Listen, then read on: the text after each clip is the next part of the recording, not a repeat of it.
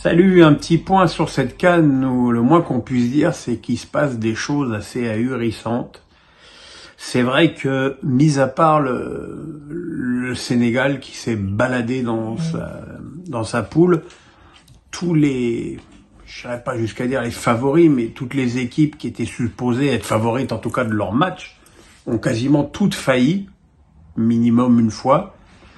Et évidemment, quand on parle de faillite, on pense à deux nations, la Côte d'Ivoire et l'Algérie.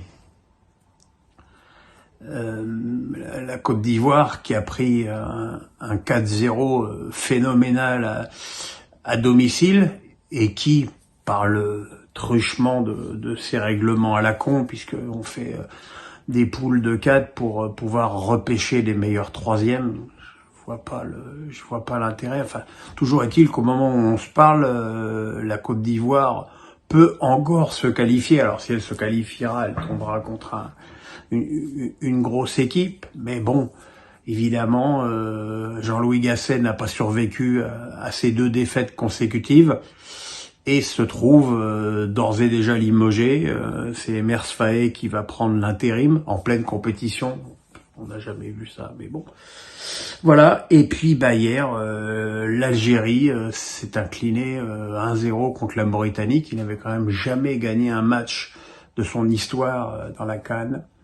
Une équipe d'Algérie qui a rendu 3 copies assez équivalentes dans ce tournoi, c'est-à-dire beaucoup de fébrilité défensive et surtout une inefficacité offensive qui part de l'organisation du jeu jusqu'à la finition. Et c'est effectivement extrêmement dommageable pour cette grande nation de foot. Alors, au moment de chercher les explications de cette élimination, là, c'est là au moment où il faut pas trop écouter la presse algérienne, notamment cette émission qui attention, c'est pas une émission anodine qui vient de nulle part, c'est sur la plus grande chaîne privée algérienne où il y a des mecs qui ont carrément été dire que c'était un complot d'Israël et des Nations Unies si l'Algérie avait été victime d'erreurs d'arbitrage dans cette CAN. Donc on croit rêver, on croit vraiment rêver.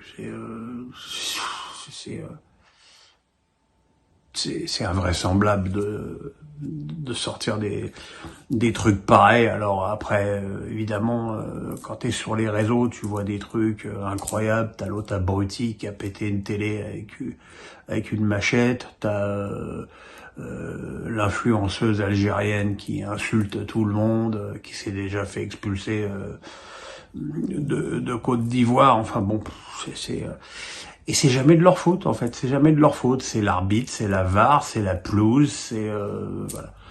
Mais bon, là, quand tu termines un groupe qui était quand même supposé être totalement à leur portée avec 2 points, à un moment donné, il faut aussi voir les choses en face et s'interroger sur le coaching de Belmadi, qui, alors je veux bien que la presse algérienne soit pas facile, mais tu peux pas agresser les gens comme ça en conf de presse depuis des années impunément, parce que c'est évident que le jour où tu te plantes, tout le monde te tombe dessus. Donc je serais quand même très étonné que Belmadi survive à ce 10e échec consécutif au premier tour d'une CAN.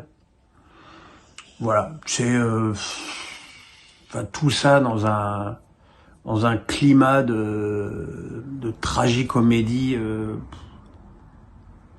assez navrant et assez désespérant, parce que à un moment donné, ça reste que du sport, ça reste que du foot, et je pense que tu dois, si tu veux progresser, il faut quand même un peu plus de recul et de